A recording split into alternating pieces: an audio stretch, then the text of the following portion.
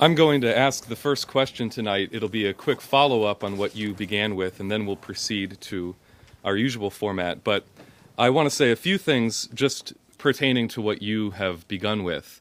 The world remains on the edge of war, but there has been a historic resistance inside the United States from the patriotic leadership against this war, really stretching all the way back to the point at which you warned that there would be the potential for a outbreak of a hot war between the United States versus Russia and China, which was the point of Obama's decision to invade Libya.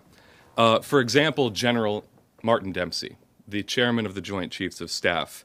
Not only will General Dempsey be going to Moscow in the coming weeks, as we discussed last week, to meet with his counterpart in Moscow to find what he himself said would be common ground on the missile defense issue, but also he has continued to pour cold water on the drive for war in the Middle East, most importantly in Syria, which would not just be a repeat of Libya, but it would be the trigger point, as you have said, for a new Balkans conflagration leading into a World War III.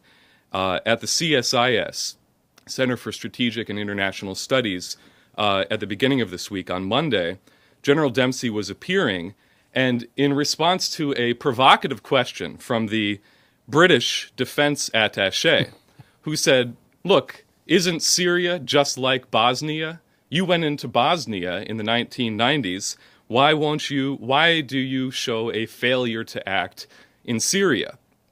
And Dempsey did not take the bait, and instead he emphatically stated that there is no military option for intervention in Syria that he would recommend. He said, and this is a quote, "The military application of power should be the very last instrument we employ. We're doing planning, and I can always provide options. But again, I don't think at this point I can see a military option that would create an understandable outcome. And until I do, it will be my advice to proceed very cautiously." Now, in the context of that, after the asteroid strike in Chelyabinsk, Russia, there has been an increasing density of calls from the leadership of Russia, from all sides, for what they're calling the SDE, the Strategic Defense of Earth. And the most recent development on this were hearings that occurred in the Russian Federation Council, which is the upper house of the Russian Duma, in which their major emphasis was that we need international collaboration, keystoned by a collaboration between Russia and the United States. Now, this week, in the United States House and United States Senate science committees, there were also hearings on this subject, which is significant. It was in the House Space Science and Technology Committee and in the Senate version of the same committee. However, despite very important elements of the discussion that were brought up by members of Congress and some of the witnesses, two major things stood out. Number one, Mr. Holdren, who is Obama's science advisor, and has gone on record saying that we should sterilize human beings to reduce the world's population, genocidalist in his history, was asked by a congressman, what would we do at this point were we to see an asteroid hurtling towards New York City? And the only answer that Holdren had to say was, pray. Just give the city up for dead and pray. Now, the other missing element from these hearings was a clear reciprocation from the United States side for international collaboration with Russia, according to what Russia has put on the table in the upper house of the Duma, for international collaboration around the SDE, with both components of the SDE included, asteroid defense and also a revival of the SDI as a shared technology for missile defense.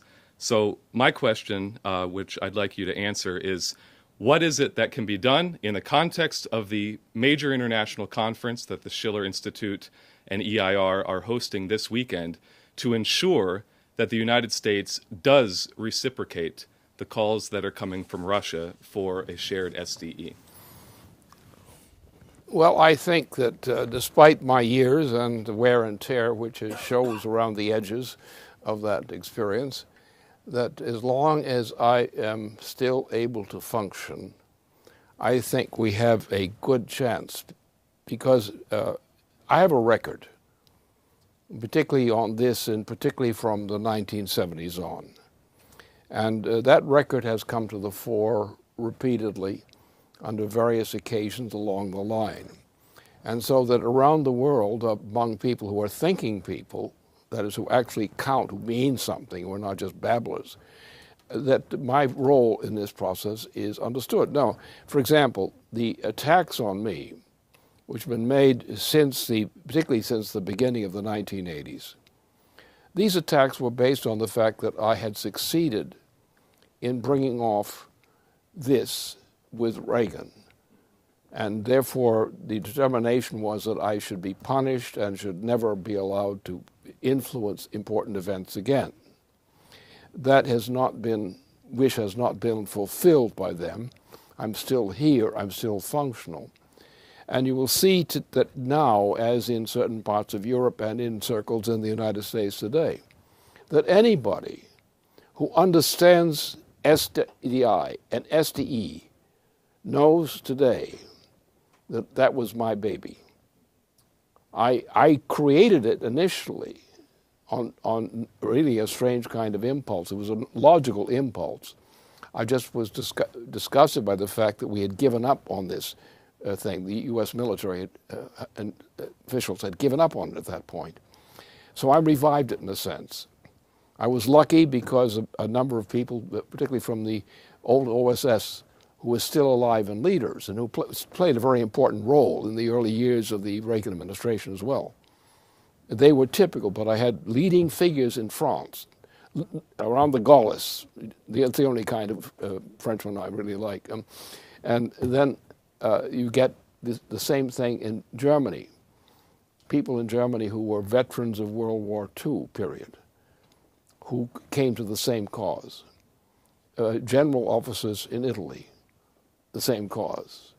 Key figures in Argentina, the same cause. India, the same cause, and so forth. So despite the fact that I have been, shall we say, punished, that's what the term was used, on saying you're being punished because what was the argument say? You went ahead without our permission. That was the official thing. Go to jail. You went ahead without our permission. So that's essentially the issue. So because of that, my role in that pattern, and because of the defamation that went with the whole business, when this thing comes up, people roll their eyes and say, "He's still around? What's he doing?" Well, I've been around longer than they have, and who knows what.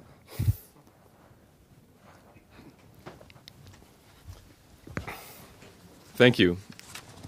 I would like to ask Leandra Bernstein to come to the podium to address the situation which is currently ongoing in Cyprus.